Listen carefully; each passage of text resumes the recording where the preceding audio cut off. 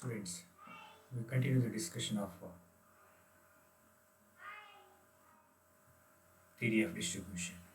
In this session, we see wage fund theory. In the previous class, we see meaning of wage and wage differentials.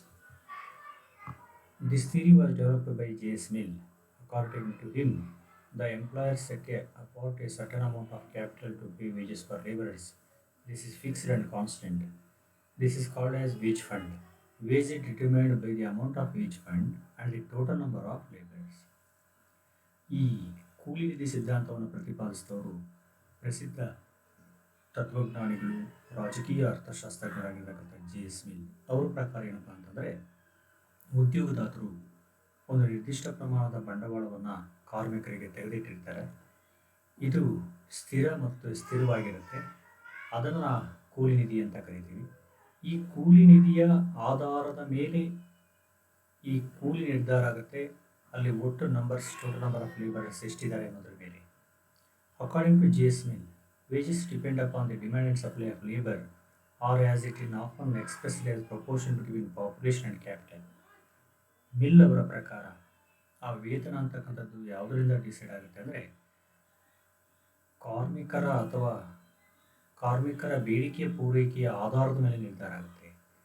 So ಅದನ್ನು ನಾವು ಜನಸಂಖ್ಯೆ ಮತ್ತು ಬಂಡವಾಳದ ಅನುಪಾತದ ಆಧಾರದ ಮೇಲೆ ವ್ಯಕ್ತಪಡಿಸ್ತೀವಿ. By population is here mean number of only of the labouring classes are other than those who work for hire and by capital only circulating capital. ಇಲ್ಲಿ ಪ್ರಮುಖವಾಗಿ ಪಾಪ್ಯುಲೇಷನ್ ಅಂತಂದರೆ ಇಲ್ಲಿ working people. Wage rate is equal to wage fund divided by number of labourers. ವೇತನ ದರವು ಕೂಲಿ ನಿಧಿ divided by ಕಾರ್ಮಿಕರ ಸಂಖ್ಯೆಯಿಂದ ಭಾಗಿಸಿದಾಗ ನಮಗೆ ಬರುತ್ತೆ. An increase in wage rate is possible only by an increase in wage fund or by reduction in the number of laborers. Thus, there exists direct relationship between wage rate and wage fund, and inverse relationship between wage rate and number of laborers. This theory also states that trade unions are powerless in raising the general wage rate. ಅಂದರೆ ಇಲ್ಲಿ ಬಹಳ ಮುಖ್ಯವಾಗಿ ಇಲ್ಲಿ ಈ ಕೂಲಿ ನಿಧಿ ಮತ್ತು ವೇತನದ ನಡುವೆ ನೇರವಾಗಿರ್ತಕ್ಕಂಥ ವ್ಯತ್ಯಾಸ ಸಂಬಂಧ ಇರುತ್ತೆ. ಹಾಗೆ ಈ ಕೂಲಿ ನಿಧಿ ಮತ್ತು ನಂಬರ್ ಆಫ್ ಲೇಬರ್ಸ್ ನಡುವೆ ವಿರುದ್ಧವಾಗಿರ್ತಕ್ಕಂಥ ಸಂಬಂಧ ಇರುತ್ತೆ. ಇಲ್ಲಿ ಕೂಲಿ ನಿಧಿ ಹೆಚ್ಚಾದರೆ ವೇತನಗಳು ಸಹ ಹೆಚ್ಚಾಗ್ತಕ್ಕಂಥದ್ದನ್ನು ಕಾಣ್ತಾರೆ.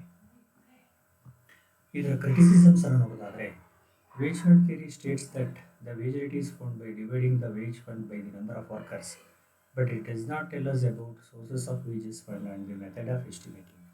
ಇದು ಕೇವಲ ವೇಜ್ ಫಂಡ್ ಬಗ್ಗೆ ಹೇಳುತ್ತೆ, ಅದು ಯಾವ ರೀತಿಯಾಗಿ ಬರುತ್ತೆ ಮತ್ತು ಅದನ್ನು ಎಸ್ಟಿಮೇಟ್ ಮಾಡೋದು ಹೇಗೆ ಅನ್ನೋದನ್ನು ಹೇಳಲ್ಲ. Wage fund theory is unscientific and illogical because it first decides the wage fund and then determines wages.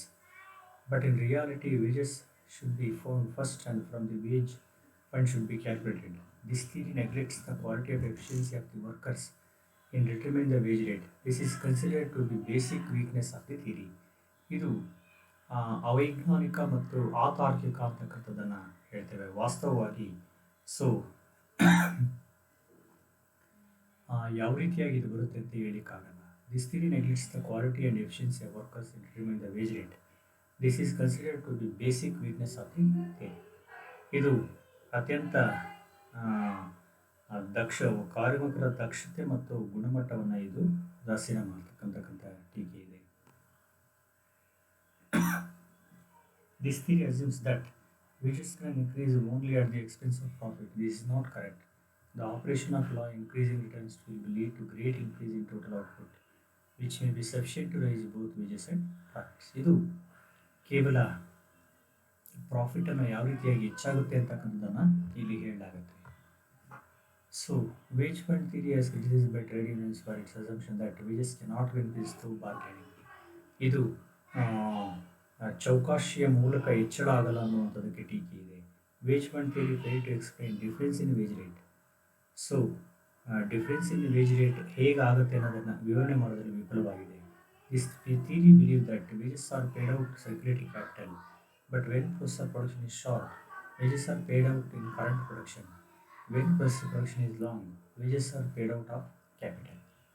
This theory was promoted by Walker. According to this theory, rent and interest are contractual payments. After deducting rent and interest from total product, the employer will deduct his profits.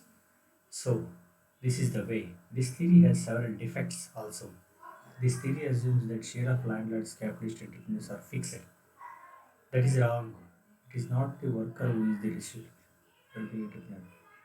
It does not explain the influence of trade union in wage distribution. The supply side of labor has been totally ignored. This is a criticism. Students, in this session we learn to understand wage fund theory. Thank you.